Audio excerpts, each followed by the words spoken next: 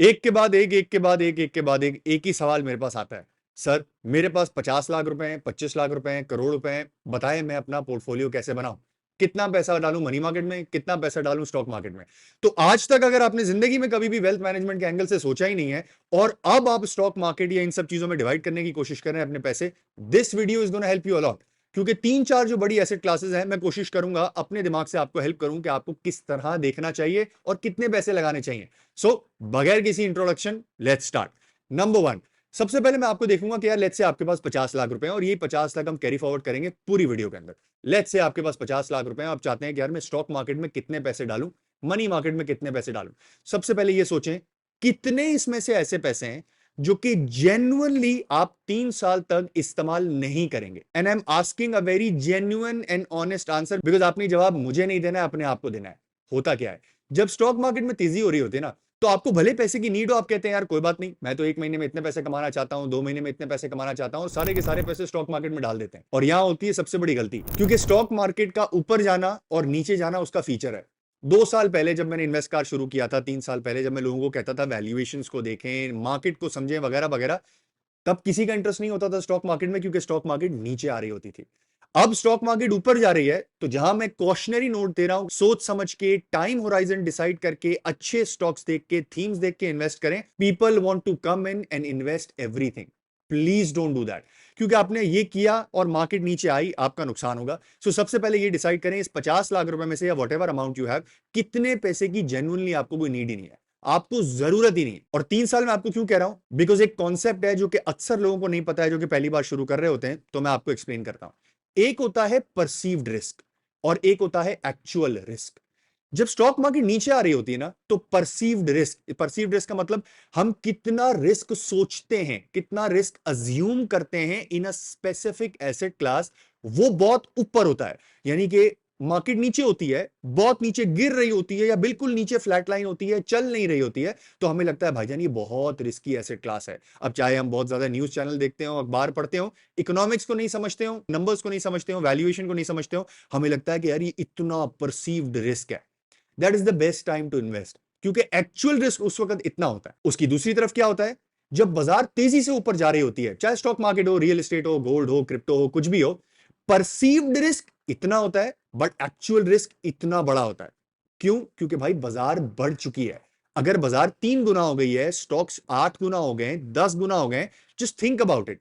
नीचे आने के चांसेस ज्यादा है या ऊपर आने के चांसेस ज्यादा है? नीचे आने के चांसेस ज्यादा है, राइट? ये तो लॉजिक है ना, बहुत सिंपल है। जो चीज ऊपर जाती है वो चीज नीचे आती है और फिर ऊपर जाती है, डिपेंड करता है कितनी ऊपर जाती है और कितनी नीचे आती है, और उसमें हम प्रोटेक्टेड है कि नहीं है।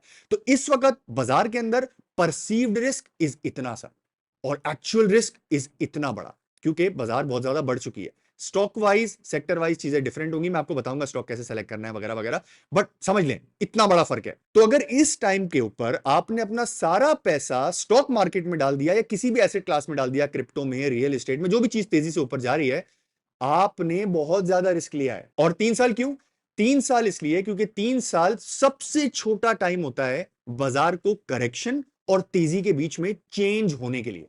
तो यानी कि इस टाइम के अंदर आपको नजर आएगा कि यार बाजार करेक्शन लेगी तो बहुत सारे लोग भाग जाएंगे, बहुत सारे लोग छोड़ के चले जाएंगे, जो आ रहे थे वो नहीं आएंगे। तो 3 साल is decent enough time. And point number 2, economics में भी, पाकिस्तान की भी, जिस तरह से हमारे साइकिल चलते हैं, 3 साल is ample enough time to understand कि यार ये साइकिल खत्म हो रही है या बीच में खत्म हो जाती है वगैरह वगैरह। एंड 3 साल is also enough for a company to show its earnings growth. And जब 3 साल से एक नई कंपनी भी होती है, वो 3 साल अगर अर्निंग ग्रोथ दिखाती है, तो लोगों को परसेप्शन क्लियर हो जाता है कि यार ये कंपनी अर्निंग्स ग्रोथ वाली कंपनी है, या ये वही कचरा कंपनी थी जिसके पास कुछ नहीं था और उसने नोटिस दे दे के अपने रेट बढ़ा दिए। सो 3 साल इज गुड इनफ। अब लेट्स से आप डिसाइड करते हैं कि 50 लाख में से मेरे पास 20 लाख रुपए ऐसे हैं जो कि जेन्युइनली फुरकान भाई मुझे चाहिए ही नहीं, मुझे नहीं जरूरत है इसकी, ना मुझे ये पैसे खाने के लिए चाहिए, ना मुझे कहीं और बिजनेस में लगाना है, मुझे कुछ समझ में नहीं आ रहा है इस पैसे का, मैं बस उसको बैंक में रखने की जगह मैं चाहता हूं कि इसको स्टॉक मार्केट में ला लें। That is your money for the stock market. अभी मैंने रिस्क एपिटाइट की बात नहीं, क्योंकि मैंने रिस्क एपिटाइट की बहुत बात की है, और क्योंकि सब्जेक्टिव होता है तो लोगों को समझ नहीं आता। तो 50 लाख में से कटे 20 लाख, बचे कितने? 30 लाख रुपए। अब इस 30 लाख रुपए का क्या करना है? रिस्की एसेट क्लास हम ऑलरेडी ले चुके हैं, ठीक है, उतनी रिस्की नहीं है जितनी क्रिप्टो है, उतनी रिस्की नहीं है जितनी बाकी एसेट क्लासेस हो सकती हैं, क्योंकि लेट्स से रियल एस्टेट में आपको नजर आता है कि 10% का गेन है, बट लिक्विडिटी नहीं होती है। यानी कि आप एग्जिट करना चाहेंगे तो शायद आपको 2-3 महीने एग्जिट करने में लग जाए, अगर मार्केट में कभी रैली आती है तो। अभी रियल एस्टेट या ग्रोथ, ओवरऑल ग्रोथ जो कि लास्ट साइकिल्स में होती थी, वो हमारी पाकिस्तान की प्रायोरिटी नहीं है, अभी सस्टेनेबिलिटी प्रायोरिटी है। खैर, this is a very detailed and in depth discussion, इसको बाद में कभी करेंगे। बट अभी ये समझेंगे, आपके पास 30 लाख रुपए रह गए। अब इस 30 लाख रुपए का आप क्या कर सकते हैं? 30 लाख रुपए को आप मनी मार्केट फंड के अंदर डाल सकते हैं। मतलब कहीं ना कहीं तो पैसे डालने हैं ना, ये नुकसान तो करना नहीं है। मनी मार्केट फंड आपको रिटर्न देगा जितना इंटरेस्ट रेट है। यूजुअली पाकिस्तान की हिस्ट्री में ये देखा गया है कि मनी मार्केट का रिटर्न उतना ही होता है जितना इन्फ्लेशन होता है। इसका मतलब क्या है? इसका मतलब यह है कि जो पैसे आप मनी मार्केट के अंदर डालेंगे, 30 लाख में से जितने भी डालते हैं, कितने डालते हैं वो हम डिसाइड करते हैं, बट जितने भी आप डालेंगे वो सिर्फ आपको उतना रिटर्न देगा जितना इन्फ्लेशन है। अभी there is a real return. For example, 6%, 7%, 5% की इन्फ्लेशन है, वहां पे आपको रिटर्न मिल रहा है 15%, 13%, 12%, 14%, डिपेंडिंग ऑन इस्लामिक और कन्वेंशनल। मतलब 6% का रियल रिटर्न इस वक्त आपको मिल रहा है। बट यूजुअली जरा थोड़े से लंबे होराइजन में देखते हैं तो ये रिटर्न इतना ही होता है जितना इन्फ्लेशन का होता है। अब ये रिटर्न मुझे कुछ खास समझ में आता नहीं है अगर आप यंग हैं तो। क्यों? क्योंकि इस तरह से सोचें, मनी मार्केट मेरे लिए टू बी वेरी ऑनेस्ट आंखों का धोखा है। यानी कि आपको कहा कि यार 30 लाख रुपए, करोड़ रुपए, 50 लाख रुपए, let's for this example let's take 1 lakh rupees. हमने 1 लाख रुपए मनी मार्केट में डाल दिए, जिसने साल के आपको 15% का रिटर्न दे दिया, और इन्फ्लेशन भी 15% है। अगले साल आपको कितने पैसे मिल जाएंगे? 1,15,000 रुपए ग्रो होके हो चुके होंगे। बट क्या 1,15,000 रुपए की कोई वैल्यू है अगर 15% की इन्फ्लेशन थी? हमें लगता है दिस इज पैसा ना, हमें पैसा मिल गया।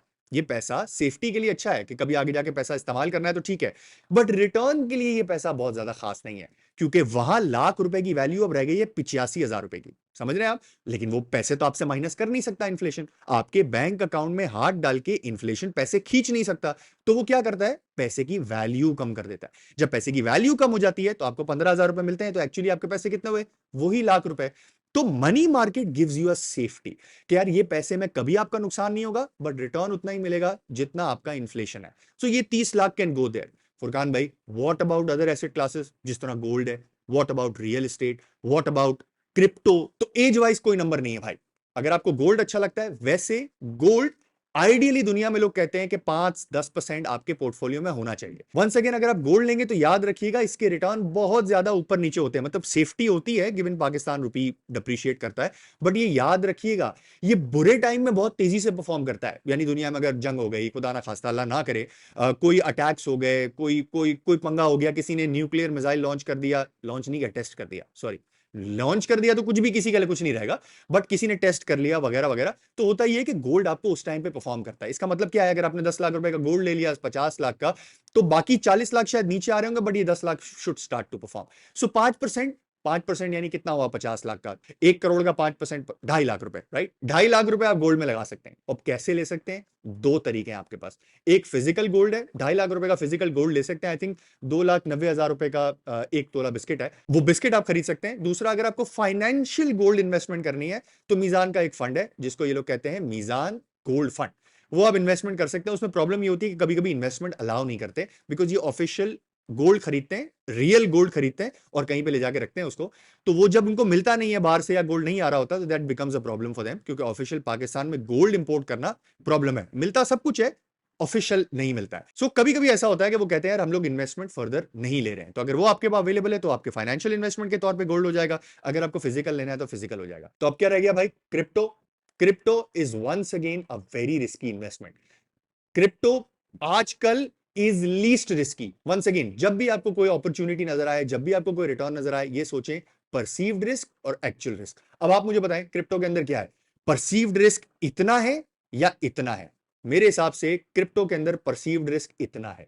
हो सकता है लाख रुपए का, लाख डॉलर का बिटकॉइन 5 लाख हो जाए, I have no idea. But अभी लोग सोच के बैठे हैं कि भाई क्रिप्टो में नुकसान हो ही नहीं सकता, क्रिप्टो नीचे नहीं आएगा, क्रिप्टो सिर्फ ऊपर जाएगा। But it's a very volatile asset class. Volatile asset class में हम कम पैसे लगाते हैं। सो अभी तक हमने क्या किया है? अभी तक हमने 20 लाख रुपए डाल दिए हैं। अगर आपको लगता है कि ये पैसे आपको डालने चाहिए तो 50 लाख रुपए में 20 लाख रुपए हमने डाल दिए हैं स्टॉक मार्केट के अंदर, हमने 25 लाख रुपए डाल दिए हैं मनी मार्केट के अंदर, और 5 लाख रुपए डाल दिए हैं गोल्ड में। अब जूसी पार्ट पे वापस आते हैं, स्टॉक मार्केट में क्या लें। तो ये जो मैंने वीडियो बनाई थी ना, उसमें एग्जैक्टली मैंने आपको बताया था कि 1 लाख पॉइंट्स के ऊपर आपने कैसे इन्वेस्टमेंट करनी है, क्या थीम्स है आपके पास और कैसे उन थीम्स को फॉलो करना है। अब 1,05,000 हो गए हैं, but logic stage the same. This is how I will start investing अगर मुझे कुछ ना पता और पहली बार में शुरू कर रहा हूं।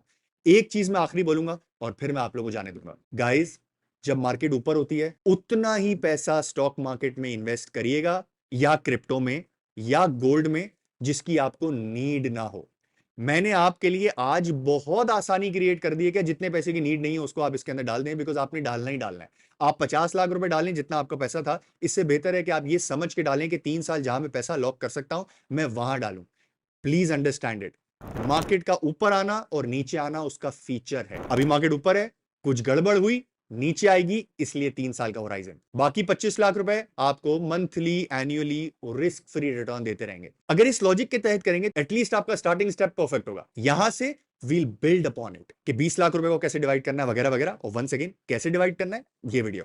Thank you for watching. Allah Hafiz.